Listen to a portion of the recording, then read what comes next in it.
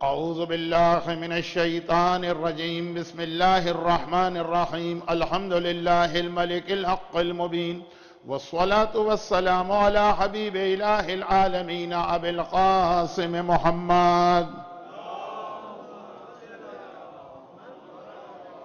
وآله الطيبين الطاهرين سيما على بقية الله في الأرضين وحجته على العالمين اللهم عجل له الفرج.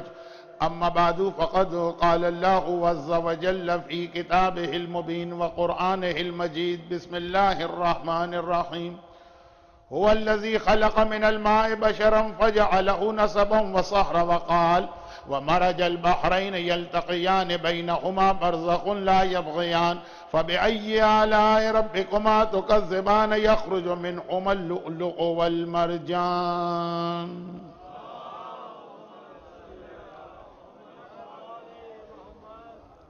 شخصیتوں کا جشن ہے جو کل گزر گئی. یسٹرڈے وہ جناب قاسم کے حوالے سے تھا اور آج مالک عصمت صغرا ثانی زہرا جناب زینب کبریٰ سلام اللہ علیہا کی ولادت کا جشن یہاں رکھا گیا ہے. خاندان اہل بیت کی تقریباً تمام خواتین.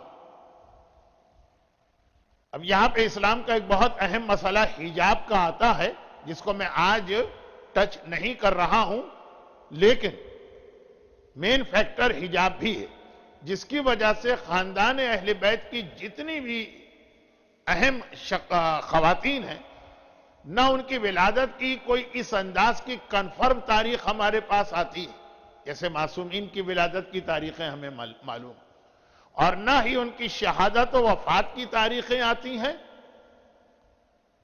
اور نہ ہی یہ پتہ چل پاتا ہے کہ ان کو کہاں پہ دفن کیا گیا. چلیں اب ممبر سے یہ بات بہت زیادہ پڑھی جانے لگی ہے اور حج اور عمرے پہ جانے والوں کا نمبر بھی بہت بڑھ گیا. تو یہ بات ہر ایک کو معلوم ہے کہ شہزادی کونین کی قبر کے 40 نشان بنائے گئے تھے. ایکچول قبر کہاں پر ہے پورے یقین کے ساتھ کوئی نہیں کہہ سکتا. ہاں مدینے میں ہے لیکن کہاں پہ. اسی طرح سے شہزادی کی شہادت کی بھی 2 تاریخیں تو ہمارے یہاں بھرپور طریقے سے منائی جا رہی ہیں. نہ کتابوں میں تو 12 سے 18 تاریخیں لکھی.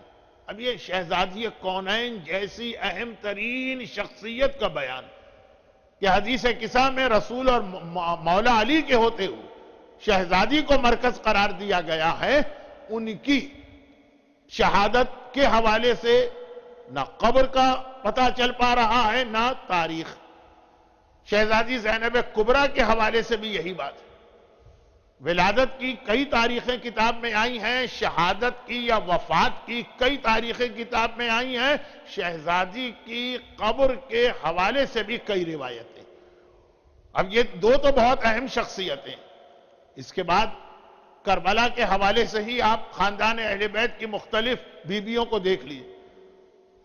کتنی بیویاں ایسی ہیں کہ جن کی قبر یا جن کی وفات کی تاریخ ہمارے پاس اس طرح سے ہو کہ آدمی کو یقین سا ہو جائے.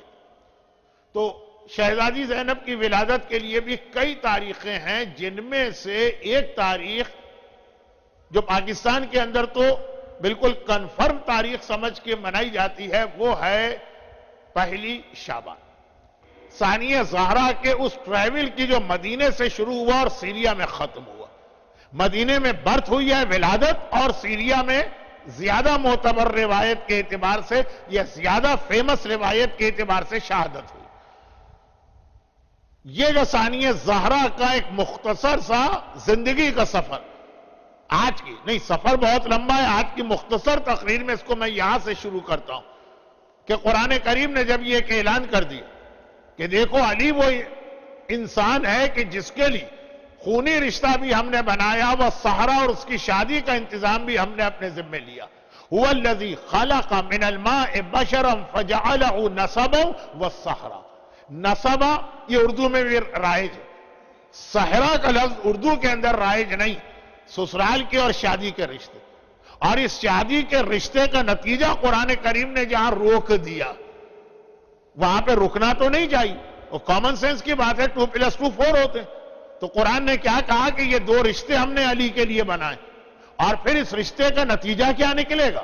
وہ سورہ رحمان کی وہ آیت جسے بھرپور طریقے سے میں کل کی تقریر میں تلاوت کروں, لیکن خلاصہ یہ ہے کہ پھر جو یہ شادی کا رشتہ بنا تو اس کے نتیجے میں یخرج منہما اللؤلؤ والمرجان, تمہارے سامنے موتی آ رہے ہیں, تمہارے سامنے مرجان آ رہا.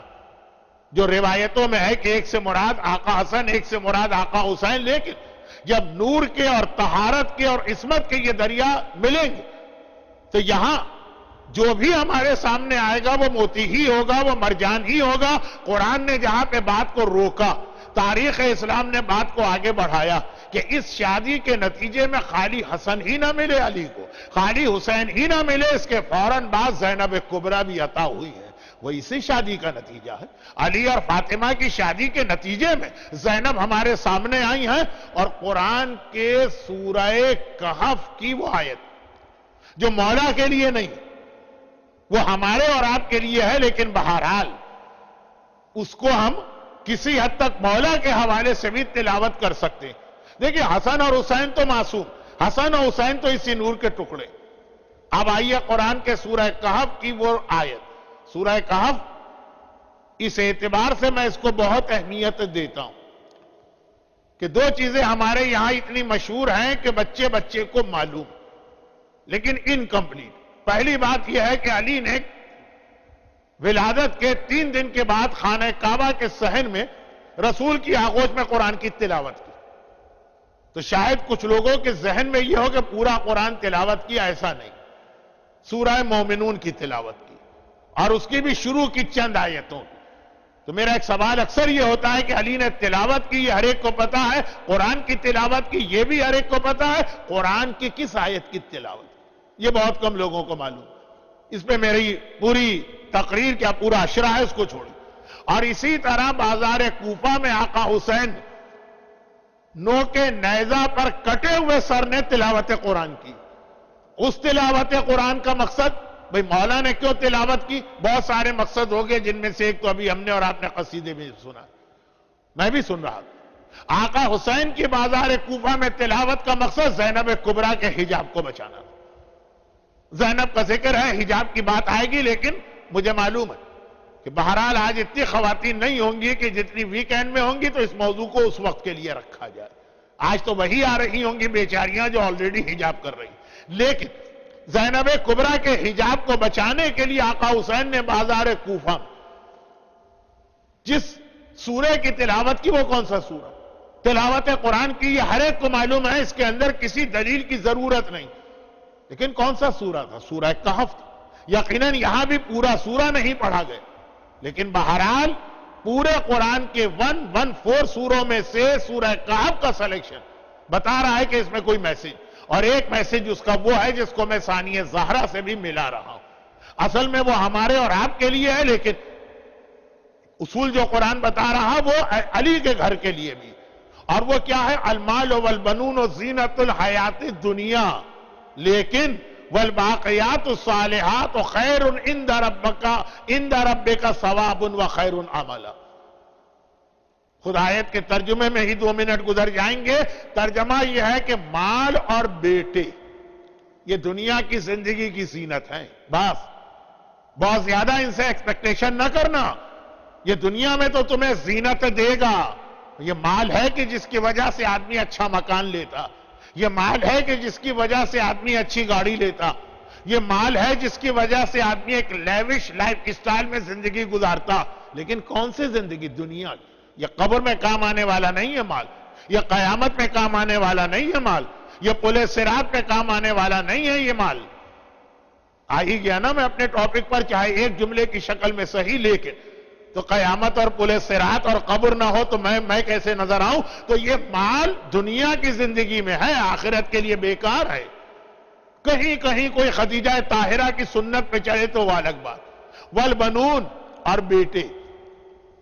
چلیں خیر, مجھے پریٹی شیور کہ امریکہ میں آ کر انڈیا اور پاکستان کے کلچر کو آپ اس طرح بھول گئے ہوں گے. لیکن بہرحال آپ آئے تو وہاں سے ہر ایک کو بیٹا چاہیے. کتنی بیچاری مظلوم عورتیں اس لیے ظلم ہوتا ہے ان پر کہ ان کے یہاں بیٹی کیوں پیدا ہو رہی. اب تو خیر انٹرنیٹ کا زمانہ ہے, گوگل کے سرچ انجن میں جائیے, کسی ڈاکٹر سے پوچھئے بیٹا ہو کہ بیٹی ہو, اس میں سارا قصور اور حصہ میڈیکلی مرد کا, عورت کا نہیں. وہ کروموسوم کا چکر میں چلانا نہیں چاہتا, ٹائم نہیں. لیکن کتنی عورتوں کو طلاق مل جاتی, کتنی عورتوں پہ ظلم و تشدد ہوتا. قرآن کہتا ہے کہ جو بیٹا بیٹا بیٹا چیختے پھر رہے ہو یہ بیکار, کام نہیں آئے گا تمہارے. بیٹا فقط دنیا کی زندگی کی زینت ہے. اور وہ بھی میں خاص اپنے ایسٹرن کلچر کے اعتبار سے بات کر رہا ہوں. ہر جگہ فخر سے بیٹے کو پیش کیا جاتا, یہ میرا بیٹا ڈاکٹر, یہ میرا بیٹا انجینئر, یہ میرا بیٹا آئی ٹی کا ماہر. یا پاکستان ہے تو یہ میرا بیٹا بیوروکریسی گریڈ 21, یہ میرا بیٹا فوج کے اندر 1 اسٹار جرنل. لیکن قرآن کہتا ہے کہ سب دنیا کی حد تک قبر میں یہ بیٹا تمہارے کام آئے گا. کام آ سکتا ہے لیکن نہیں آئے گا. وہ اپنی بیوی سے فرصت پائے تو پھر تمہاری جانب توجہ دے گا.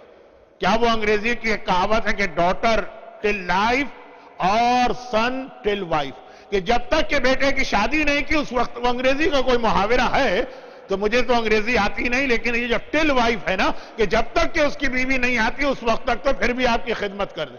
قرآن میں یہی کہہ رہا ہے کہ دنیا کی زندگی کی بھی خالی زینت ہے, مددگار تو یہاں بھی نہیں ہے. والباقیات الصالحات, لیکن ہاں اللہ نے ایک ایسی نیکی رکھی ہے جو خیر عند ربک ثوابا, اس کا ثواب بھی زیادہ ہے, خیر عملا, ایکسپیکٹیشن بھی اسی سے ہے.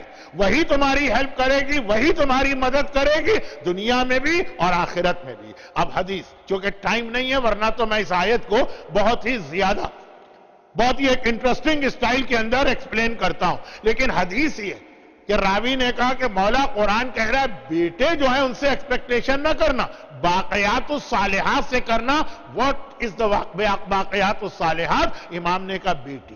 بیٹی وہ ہے جو ہمیشہ رہنے والی نیکی ہے, اس کا ثواب بھی زیادہ ہے اور اسی سے تمہاری امید اور ایکسپیکٹیشن بھی ہونا چاہیے. آپ دیکھیں گے بوڑھے والدین, ڈسیبلڈ والدین جو نرسنگ ہوم میں پھینکنے کے قابل ہے, بیٹا پھینک بھی دیتا ہے, بیٹی پھر بھی اپنے سسرال سے جنگ کر کے اپنے والدین کی آ کے خدمت کرتی ہے. لیکن آج کا موضوع بیٹا بیٹی نہیں ہے, آج کا موضوع صرف یہ ہے کہ قرآن کریم نے آیت کو وہاں روکا جہاں علی کے گھر میں بیٹے پیدا ہو گئے, اور سورہ کہف نے کہا کہ لیکن اصل میں اللہ کا گفٹ جو ہے وہ بیٹی ہوا کرتی ہے. اسی لیے حسن کی ولادت پہ یقیناً علی نے خوشی منائی, حسین کی ولادت پہ یقیناً علی نے خوشی منائی, لیکن آپ کو بھی ہسٹری میں زیادہ خوشی نظر آئے گی رسول خدا کی. ہاں, جب زینب کبریٰ اس دنیا میں آ رہی ہیں تب کوئی دیکھے کہ علی کی خوشی کیا ہے, تب کوئی دیکھے کہ زہرا کی خوشی کیا ہے.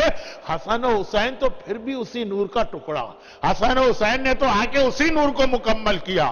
صحیح معنوں میں علی اور فاطمہ کو جو اولاد ملی ہے اس اولاد کا نام زینب ہے, اور زینب ہی وہ ہے کہ باپ اور ماں کو توقع بھی ہے, اور کس طرح زینب نے اس توقع کو پورا کیا ہے. صرف اتنی سی بات جو آپ اکثر مجلسوں میں سنتے, لیکن آج ولادت کی محفل کی مناسبت سے دوبارہ سن لیجیے کہ زینب کبریٰ کا رول ہر ایک کو پتا ہے کہ اسلام کو حسین نے بچایا, مگر خود حسین کو کس نے بچایا, خود حسین کے میسج کو کس نے بچایا.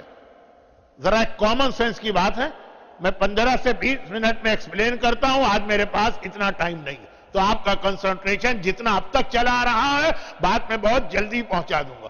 کامن سینس کی بات ہے, کچھ چیزیں لاجیکل بھی ہوتی. ایک کامن سینس کی بات میں دنیا والوں سے پوچھتا ہوں کہ دیکھیے, ایک ایسی سٹوری ہے یا ایک ایسا ایونٹ ہے یا ایک ایسا واقعہ کہ جس کے وٹنس کوئی ہے ہی نہیں. مثلا وہ ایک ڈیزرٹ میں اور جنگل میں پیش آیا, جیسے کربلا کا ڈیزرٹ, وہاں دور دور تک کوئی پاپولیشن یا کوئی آبادی نہیں, جتنے بھی آئی وٹنس تھے وہ سب کے سب شہید کر دیے گئے. اب جو بھی ہے وہ خالی یزید کی پارٹی, حسین کی طرف سے صرف ایک سجاد, سامنے جو ہے یزید. اور خالی ایسا بھی نہیں, پھر اس واقعے کو یزیدیت نے 1400 سال تک اپنے حساب سے انٹرپریٹ کیا, اور ہر وہ چیز کربلا کے اگینسٹ یوز کی گئی. میڈیا کربلا کے اگینسٹ یوز ہوا, جمعے کے خطبے کربلا کے اگینسٹ یوز ہوئے, مجتہدین اور علماء، ہمارے نہیں، یزیدیوں والا، ان کے فتوے کربلا کے اگینسٹ یوز ہوئے، خزانے کے منہ کھول دیے گئے، پیسہ پانی کی طرح بہایا گیا تاکہ کربلا کے واقعے کو چھپایا جائے، ہسٹری کو ٹویسٹ کیا گیا، کربلا کے خلاف کتابیں لکھی گئی۔ پاکستان کے جو لوگ، جو ایج گروپ میری مجلس میں آتا، لینگویج بیریئر کی وجہ سے یوتھ تو نہیں آتے ہیں تو بات سمجھ میں بھی آ جاتی، تو جو میرے سامنے آ رہا، آپ نے ریسنٹلی یعنی اپنی جوانی میں ضیاء الحق کا زمانہ دیکھا کہ جہاں صاف صاف چاہے شاہ بلیغ الدین ہو اور چاہے دوسرے لوگ ہو، پورے کربلا کے واقعے کا ڈینائل ہوا اور پورا میڈیا ساتھ میں، پوری گورنمنٹ ساتھ میں، اور یہ آج کی بات نہیں ہے، یہ یزید کے زمانے سے آج تک چلا آ رہا، پھر بھی کربلا زندہ، پھر بھی کربلا بچے بچے کو معلوم ہے، پھر بھی وہ سب لوگ مٹ گئے، ان کا نام و نشان ختم ہو گیا۔ ڈاکٹر اسرار احمد جو کربلا کے سب سے بڑے مخالف تھے، وہ بھی آخری زندگی میں کہنے لگے کہ نہیں بھائی، لوگوں کو مس انڈرسٹینڈنگ ہوئی ہے، میں کربلا کی اگینسٹ نہیں تھا، تو یہ سب ختم ہو گئے، کربلا اب تک زندہ۔ جبکہ لاجک اور کامن سینس کہتا ہے کربلا کا واقعہ چھپ جانا چاہیے، میڈیا اگینسٹ ہے، کتابیں لکھی جا رہی، فتوے دیے جا رہے، خزانے کے منہ کھولے جا رہے، ہر حکمران کربلا سے ڈرتا، ہر حکمران، کیونکہ کربلا جو ہے نا مظلوموں کو ظالم حکمران سے لڑنے کی طاقت عطا کرتی ہے، ہر ایک کربلا سے ڈرتا، پھر بھی کربلا ہر ایک کو معلوم ہے، جبکہ اس کی آئی وٹنس بھی نہیں۔ اور جو واقعہ مسلمانوں کے تو بچے بچے کو معلوم ہونا چاہیے، وہ غدیر کا واقعہ، کیوں؟ اس لیے کہ غدیر کے واقعے کے رپورٹر ہے 120,000، 1,20,000 اصحاب رسول۔ غدیر کے واقعے کے اندر میکسیمم اصحاب رسول تھے۔ بدر کی لڑائی ہر ایک کو معلوم ہے نا کتنے تھے؟ 313 وٹنس۔ احد کی لڑائی ہر ایک کو معلوم ہے کتنے وٹنس ہے؟ 700۔ رسول نے اعلان رسالت کیا، کتنے لوگوں نے سنا؟ 40 نے۔ جس کے وٹنس 40 ہیں، جس کے وٹنس 5 ہیں، جس کے وٹنس 100 ہیں، جس کے وٹنس 400 ہیں، اس کو سب جانتے ہیں۔ ہر مسلمان جانتا ہے رسول نے اعلان رسالت کی، ہر مسلمان جانتا ہے رسول نے ہجرت کی، ہر مسلمان جانتا ہے کہ رسول نے بدر میں حصہ لیا۔ اور 120,000 رپورٹر جس واقعے کو مل جائیں، غدیر کا واقعہ 1,20,000 اصحاب رسول ہے، اور حج کر کے آئے ہیں۔ حج کرنے کے بعد تو بڑے بڑے بدماش تھوڑی دیر کے لیے شریف ہو جاتے ہیں، وہ ٹیمپریری صحیح لیکن تھوڑی دیر کم از کم اپنے گھر پہنچنے تک حج کر کے بھی آئیں۔ اور رسول نے اس طرح سے یہ واقعہ، ایک نارمل واقعہ نہیں کہ بھئی آؤ بیعت کرو، قافلے کو روکا گیا، آگے والوں کو پیچھے بلایا گیا، پیچھے والوں کا ویٹ کیا گیا، جلتے ہوئے سورج میں اسی زمین کے اوپر بٹھا دیا، اور پھر ہر ایک کا ہاتھ علی کے ہاتھ پہ 1 by 1 رکھا بھی، ایک اعلان نہیں کیا، پورے 120,000 سے کہا، جس کے لیے 3 دن 72 آورز پیغمبر نے اسٹے کیا جنگل میں۔ یہ واقعہ کون بھول سکتا؟ بھول گئے مسلمان۔ آج اگر ایک نارمل مسلمان وہ یہ کہتا ہے مجھے غدیر نہیں معلوم، تو وہ جھوٹ نہیں بول رہا، وہ دشمنی میں یہ نہیں کہہ رہا، واقعاً اس کو غدیر نہیں معلوم، کسی نے اس کو غدیر نہیں بتائی۔ تو لاجک، کامن سینس ایک چیز کہ 120,000 اصحاب رسول حج کرنے کے بعد جس واقعے کے رپورٹر بنے، وہ واقعہ بالکل چھپ گئے، اور کربلا کا واقعہ جس کا کوئی رپورٹر نہ تھا سوائے یزیدیوں کے، وہ واقعہ مسلمانوں کے بچے بچے کو معلوم۔ تو بھئی کوئی تو اس کے پیچھے لاجک ہوگی نا، یہ کیسے ممکن ہوا؟ میں بہت ہی شارٹ میں اور بریف کہتا ہوں، اس کا ایک ہی جملہ کافی ہے، وہ یہ کہ غدیر کو 120,000 رپورٹر بے شک ملے ہوں گے، سارے کے سارے فیوریبل فیکٹر تھے غدیر کے واقعے کے، مگر غدیر کو کوئی زینب نہ ملی، اور کربلا کے لیے سارے نیگیٹو فیکٹر تھے، مگر کربلا کو ایک زینب مل گئی جس نے قیامت تک کے لیے کربلا کو بچا لیا۔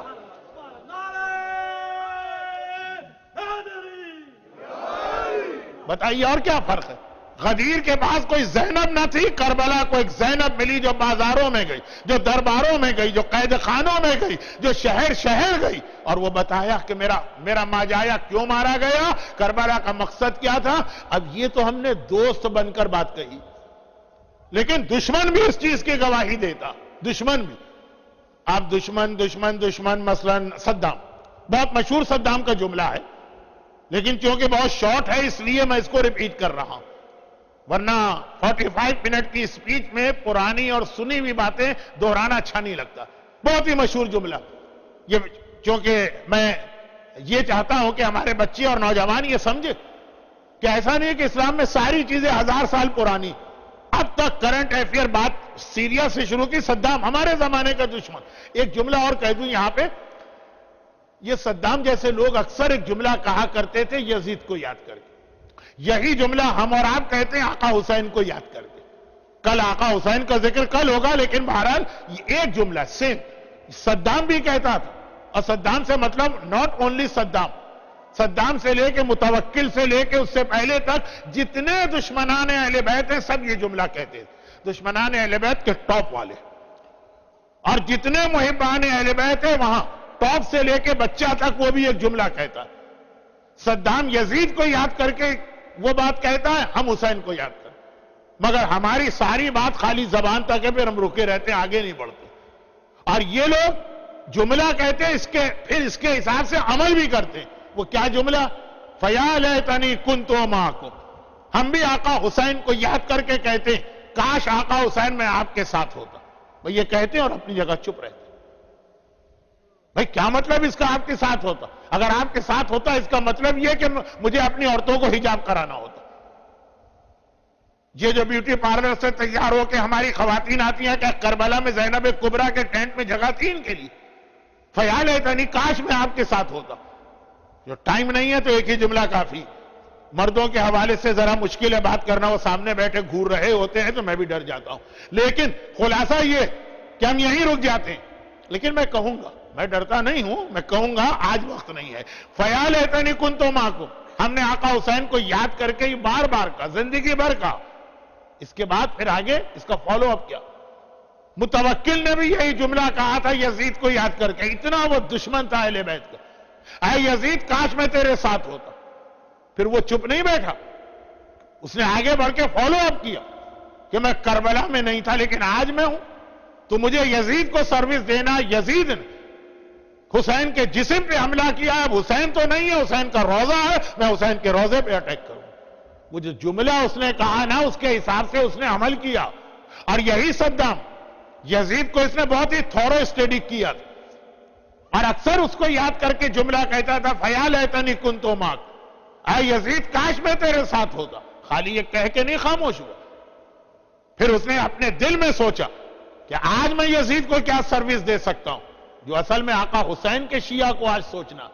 لیکن یہ کل کی تقریر کا عنوان بنے گا. آج اتنی سی بات، کیا میں کر سکتا ہوں؟ روزوں پہ اس نے اٹیک کی، عزاداری کو اس نے مٹایا، زیارت پہ اس نے، یہ وہ اپنے حساب سے وہ سروس دے رہا ہے یزید کو. اور اسی میں ایک چھوٹا سا اس کا جملہ، جب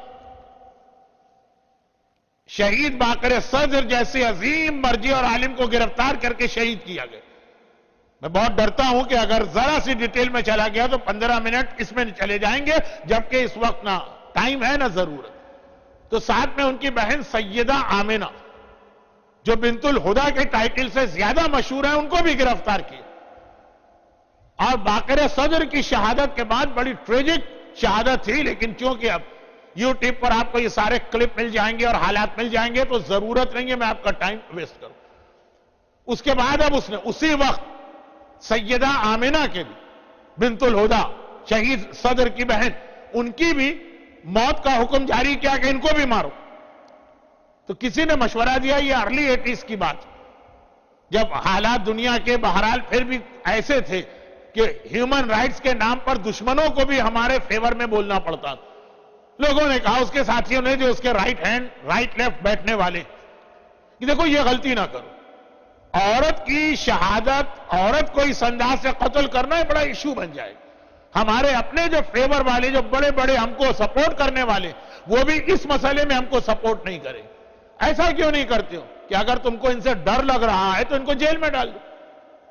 ایکس ٹیمپو صدام کی زبان پہ ایک جملہ ہے، اس نے کہا کہ کیا تم چاہتے ہو میں وہی غلطی کروں جو یزید کر چکا، کہ بھائی کو شہید کیا، بہن کو شہید نہ کیا، جیل میں ڈال دیا. اس جیل میں بیٹھ کے زینب نے وہ جہاد کیا کہ قیامت تک کے لیے نام یزید داخل دشنام ہو گیا.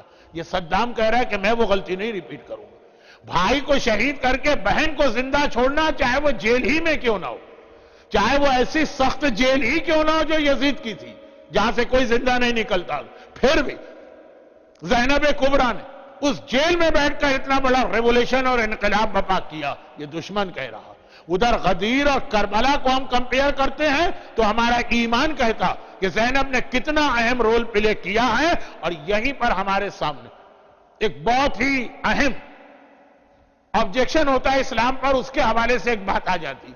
جب ہم لوگ حجاب پر زیادہ مجلسیں پڑھتے ہیں، جب ہم لوگ مکس گیدرنگ کو کنڈیم کرنے پر، ہماری برتھ ڈے مکس گیدرنگ ہوتی ہے، ہمارے ہاں شادی مکس گیدرنگ ہوتی ہے، ہمارے ہاں حتی 22 رجب کی نیاز مکس گیدرنگ ہوتی ہے، تو جب اس کے خلاف مجلسیں پڑھی جاتی تو ایک سوال اکثر لوگ کرتے ہیں کہ مولانا یہ 1400 سال پہلے یا 100 سال پہلے نہیں، یہ 21st سینچری کا شکاگو، یہ 21st سینچری کا مثلا نیو یارک ہے یا ٹورنٹو ہے یا ٹوکیو ہے یا سڈنی، آپ ہمیں کنویں کا مینڈک بنانا چاہتے ہیں۔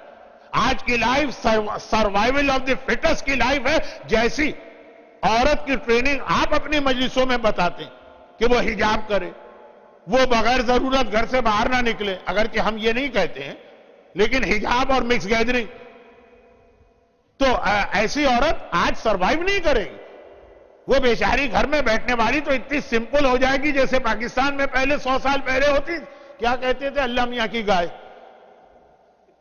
گائے جب سینگ مارتی ہے تو دیکھا کریں، لیکن خیر وہ تو آپ ہمارے گھر کی سٹوری ہے۔ ابھی تو ہم بات کر رہے ہیں ان جنرل، جو لڑکی مکس گیدرنگ میں نہ آئے، کوئی ایجوکیشن میں تعلیم حاصل نہ کرے، سیلف کانفیڈنس کھو دیتی ہے، اس کو بولنا نہیں آئے گا، جب کبھی نامحرم سے بات کرنا پڑے گی تو یہ اس کے لیے پاسبل نہیں ہوگا، اور آج کی زندگی میں قدم قدم پہ اس کو گھر سے نکلنا۔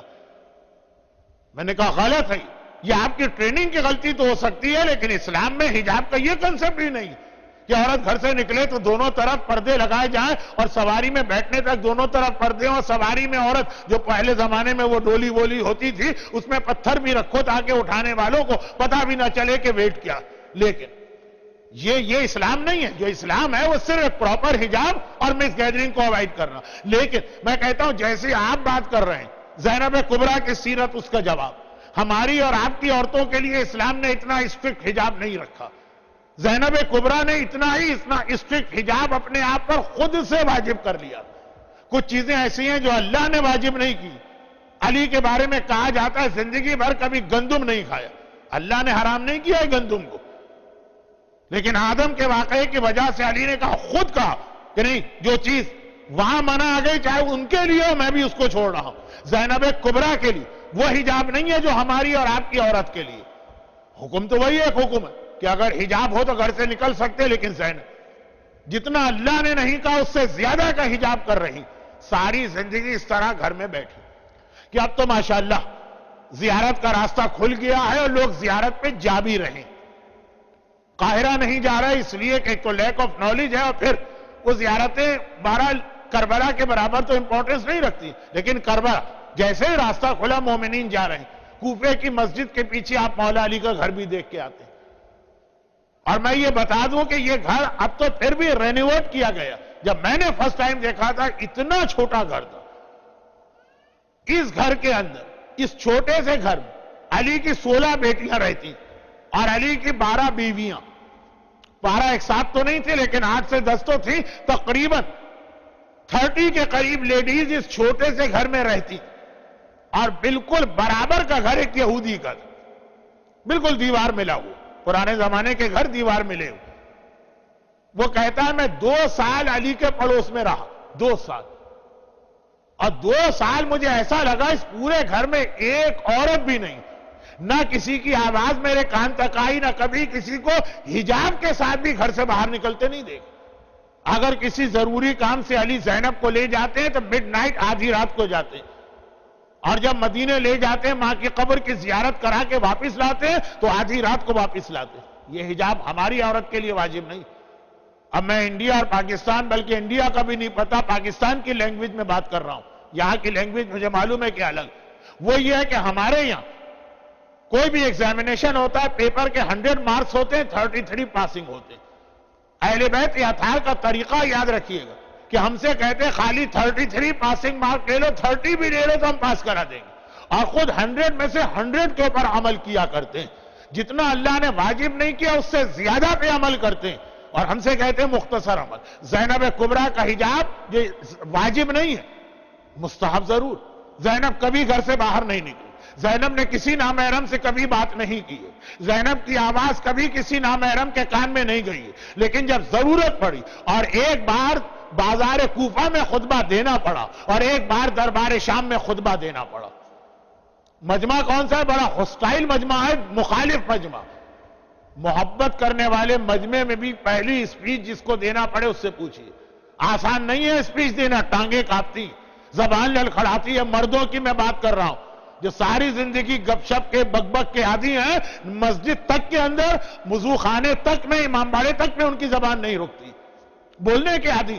لیکن کراؤڈ کے سامنے بولنا یہ بہت بڑا مسئلہ.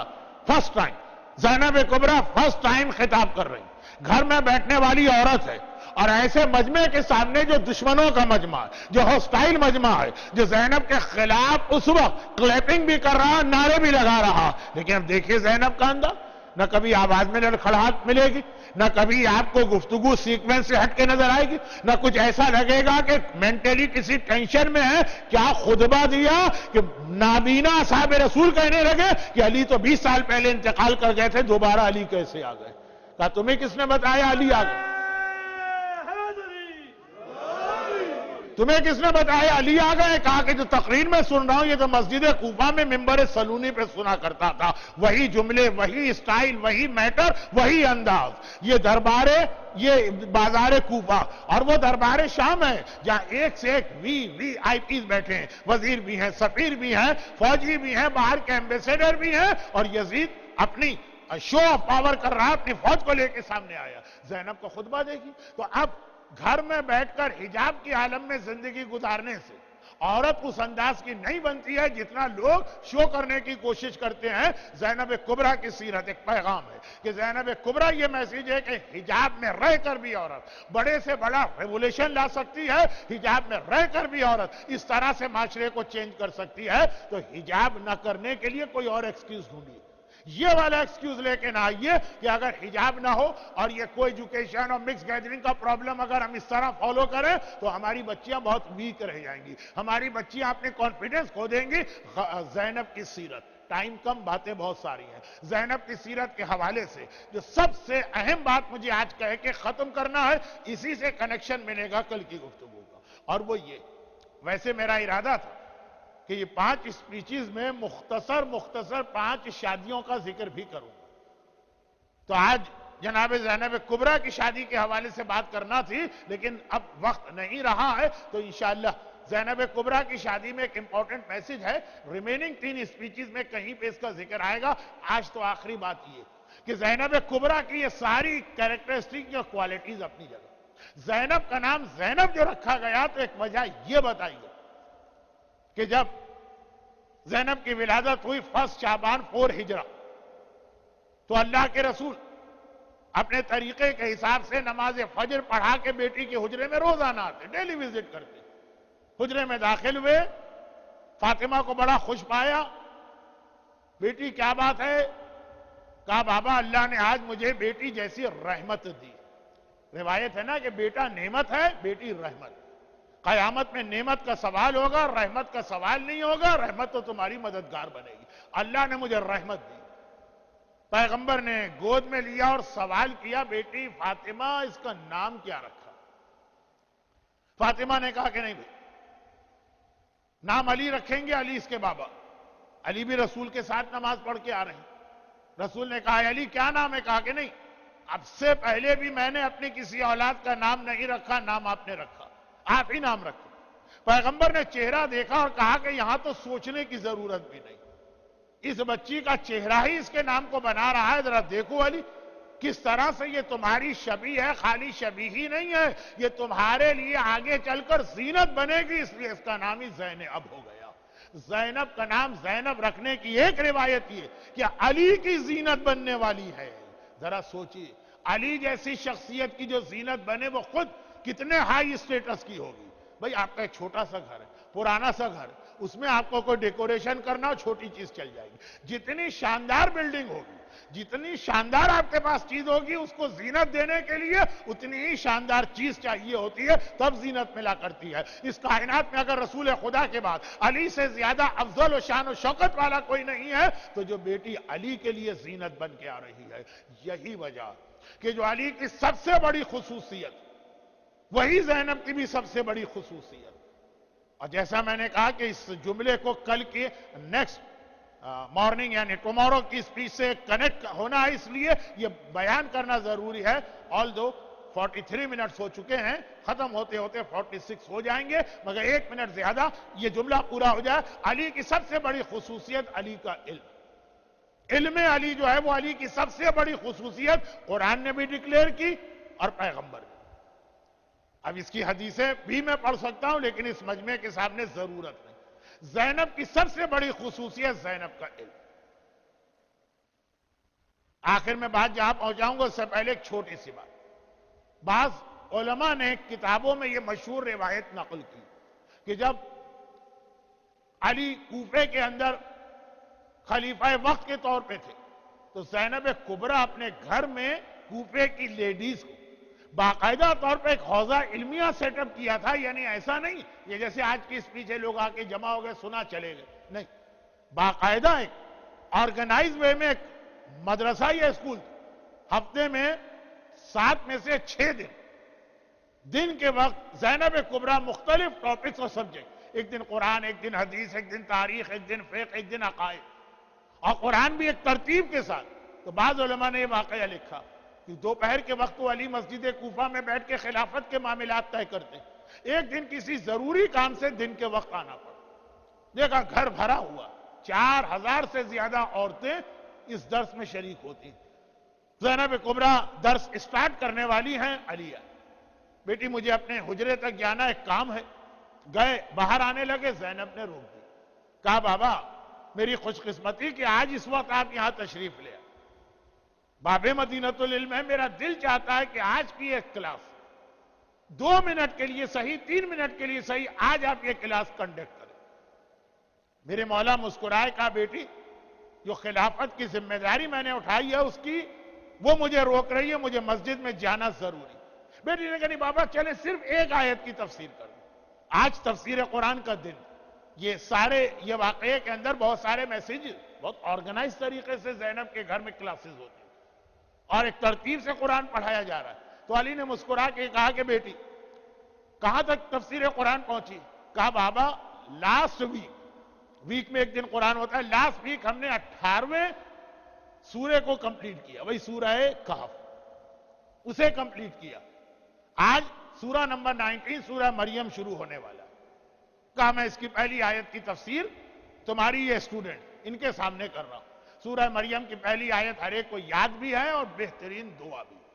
جب کوئی بہت بڑا مسئلہ آپ کو پیش آ جائے 7 مرتبہ یہ پہلی آیت کی تلاوت کر کے گھر سے نکلیں، ایسے ایسے مسئلے حل ہوں۔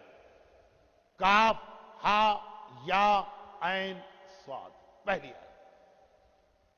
تو وہ جو ایک تفسیر آپ مجلسوں میں سنتے ہیں، ایک روایت ہے کہ یہ علی زینب کے گھر میں زینب کی خواہش پر 4000 خواتین کے سامنے تفسیر بیان کی ہے، کہا کہ بیٹی یہ پہلی آیت اور اس کے اندر ہمارے گھر کا تذکرہ، کاف مانے کربلا، ہا کے مانے ہلاکت، یا کے مانے یزید، عین کے مانے آتش پیاس، سواد کا مقصد میرے حسین کا صبر۔ تو یہ پورے کربلا کے واقعے کو اس سورہ مریم میں اللہ نے جمع کیا، یہ کہہ کہ میرے مولا باہر تشریف لے۔ لیکن یہ خود یہ بتا رہا کہ زینب کبریٰ کا خواتین کو ایجوکیٹ کرنے کے اعتبار سے یہ زندگی بھر کا ایک مشن رہا۔ تبھی میرے مظلوم آقا سجاد نے ایک جملہ کہہ دیا، پھوپھی اماں انتی عالمۃ غیر معلمہ، آپ کا علم تو ایسا ہے کہ جیسا نبوت و امامت کا علم ہوتا ہے، جس کو کسی ٹیچر اور استاد کی ضرورت نہیں۔ یہ صرف نبوت اور امامت کے علم کی خاصیت ہے کہ بغیر استاد کے ڈائریکٹ اللہ کی جانب سے وہ ڈیوائن نالج ملا کرتی۔ سجاد امام معصوم یہ ارشاد فرما رہا۔ اور ایک جملہ جس پہ مجھے 10 منٹ لینا تھے، اب 10 منٹ تو نہ رہے 10 سیکنڈ۔ جس طرح ہمیں اور آپ کو یہ معلوم ہے کہ جب تک کہ فاطمہ کو آپ شامل نہ کریں گے رسالت مکمل نہیں ہوگی۔ کیونکہ رسول رول ماڈل. تو خواتین کی ذمہ داریاں شہزادی بتاتی ہے، شہزادی فاطمہ رسالت رسول کو مکمل کرنے والی. اسی طرح جب تک کہ زینب کو نہیں ملائیں گے امامت مکمل نہیں ہوگی. امامت بھی تو ایک رول ماڈل ہے. تو امامت کی وہ ذمہ داریاں جو لیڈیز سے ریلیٹڈ ہیں، فاطمہ رسالت کو مکمل کرنے والی کا نام ہے، زینب امامت کو مکمل کرنے والی کا نام. اور انہی زینب کبریٰ کی ولادت کی خوشی ہے تو ہم اس موقع کو ہاتھ سے نہیں جانے دیں گے. زینب کی ولادت کی خوشی کے حوالے سے اہل بیت خوش ہیں اور ان کی خوشی میں خدا خوش ہے. سب کچھ خدا سے مانگ لیں گے. پروردگارہ تجھے واسطہ زینب کے نانا رسول خدا کی خوشی کا، تجھے واسطہ زینب کے بابا جن کے لیے زینت بن کے یہ بیٹی آ رہی ہے علی مرتضیٰ کی خوشی کا، تجھے واسطہ زینب کی ماں فاطمہ زہرا کی خوشی کا، تجھے واسطہ زینب کے بھائی حسن اور زینب کے بھائی حسین کی خوشی کا. زینب کبریٰ کی اس ولادت کی خوشی کی مناسبت سے دنیا بھر کے صاحبان ایمان کو ساری خوشیاں نصیب فرما.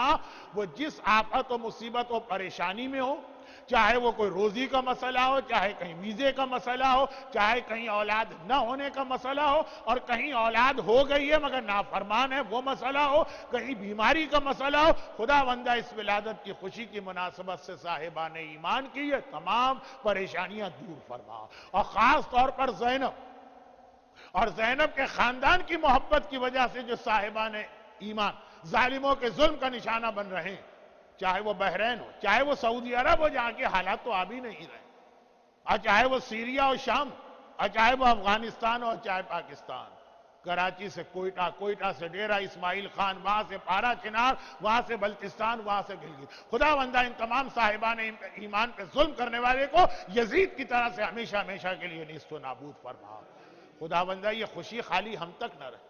اس خوشی کو ہمارے مرحومین تک پہنچانے کے لیے ہمارے تمام مرحومین، خاص طور پہ جو آج کی مجلس کا تبرک جن کی جانب سے ہے، ان کے مرحوم والدین اور خاندان کے دیگر تمام مرحومین اور حاضرین محفل، خواتین اور حضرات کے خاندان کے تمام مرحومین کو اعلی علیین میں پنجتن پاک کے ہردہ معصومین زینب کبریٰ اور ان کے خانوادے سے ملحق فرما. اور خدا بندہ ہماری ہر خوشی پھیکی رہتی ہے کیونکہ ہمارا آقا، ہمارا وارث، ہمارا ولی، ہمارا سرپرست پردہ غیبت میں ہے. ولادت زینب کی خوشی کو مکمل کرنے کے لیے امام زمانہ کے ظہور میں تعجیل فرما. ربنا تقبل منا انك انت السميع العليم. اللجن اللجن اللجن اللجن يا مولا اللجن اللجن اللجن اللجن اللجن اللجن اللجن يا صاحب الزمان اللجن